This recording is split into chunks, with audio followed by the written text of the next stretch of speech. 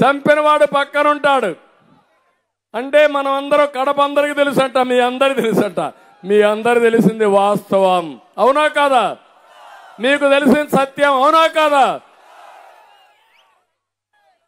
అవినాష్ రెడ్డి చంపాడా లేదా అని మిమ్మల్ని అడుగుతున్నా. సిబిఐ కేసు పెట్టిందా లేదా అని మిమ్మల్ని అడుగుతున్నా.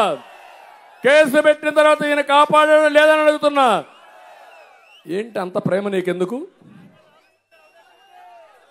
హత్యలు చేసిన వ్యక్తిని కాపాడడం నేరం అవునా కాదా అని మిమ్మల్ని అడుగుతున్నా. ఇప్పుడు మళ్ళా వచ్చి నేను అదే చెప్పా, రాబోయే రోజుల్లో Jaganmohan Reddy party symbol fan at అయిపోయింది, అది తిరిగే పరిస్థితి లేదు. ఇప్పుడు గొడ్డలు చేస్తాడు, రేపటి నుంచి గొడ్డలు పట్టుకొని వస్తాడు. గొడ్డలి పోటు లేకపోతే గొడ్డలి వేటు. ఎలక్షన్ కమిషన్ కూడా ఆ గొడ్డలే ఆయన సింబల్ చేస్తే సరిపోతుంది, శని వదిలిపోతాడు, అవునా కాదా? ఇప్పటికే మీరు చూస్తే ఇది 19వ మీటింగు. రాత్రి పగళ్ళు కూడా కాదు, మండు టెండ కూడా లెక్క పెట్టుకోకుండా మీరు చూపించే సంఘీభావం, మీ అభిమానం నా జీవితంలో ఎప్పుడూ మరిచిపోలేనని మరొకసారి మీ అందరికీ విజ్ఞప్తి చేస్తున్నా.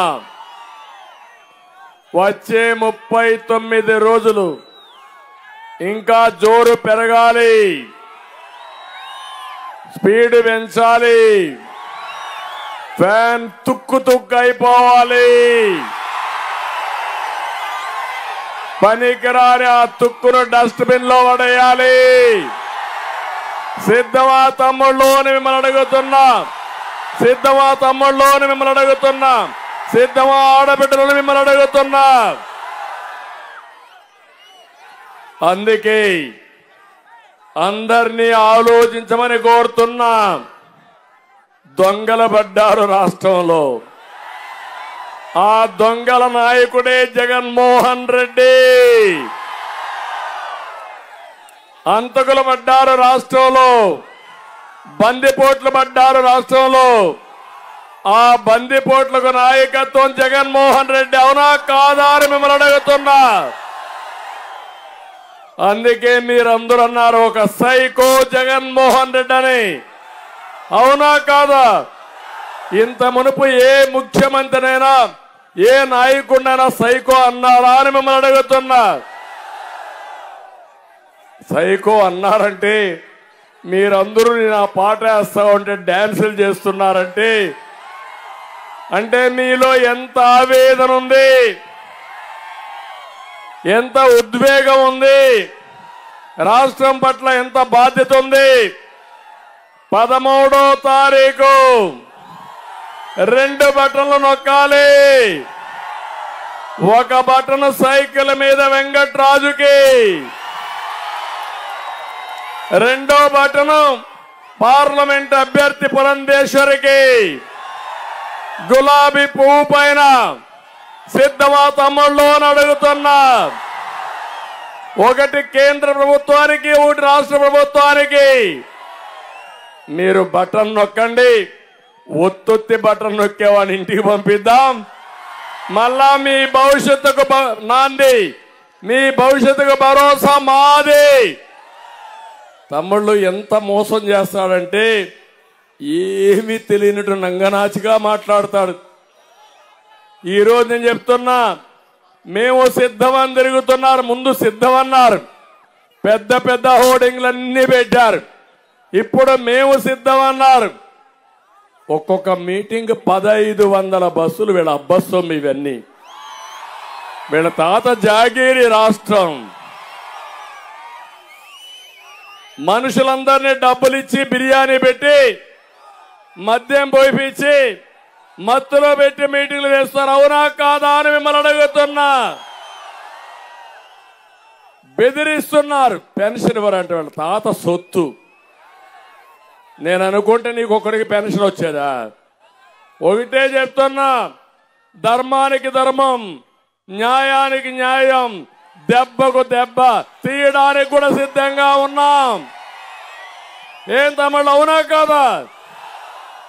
ధర్మాన్ని కాపాడుకుంటే ఆ ధర్మం మనల్ని కాపాడుతుంది. అందుకనే ఒక్క ఎగ్జాంపుల్ చెప్తున్నా. గోపాలపురం గట్టిగా కేకేసి తినపడేది పోలవరం, అవునా కాదా? ఇక్కడే కాలువ పోతా ఉందా లేదా పోలవరం కాలువ? నేను అడుగుతున్నా మిమ్మల్ని, ఈ పోలవరం ప్రాజెక్టు ఆంధ్రప్రదేశ్ రాష్ట్రానికి ఒక వరం లాంటిది.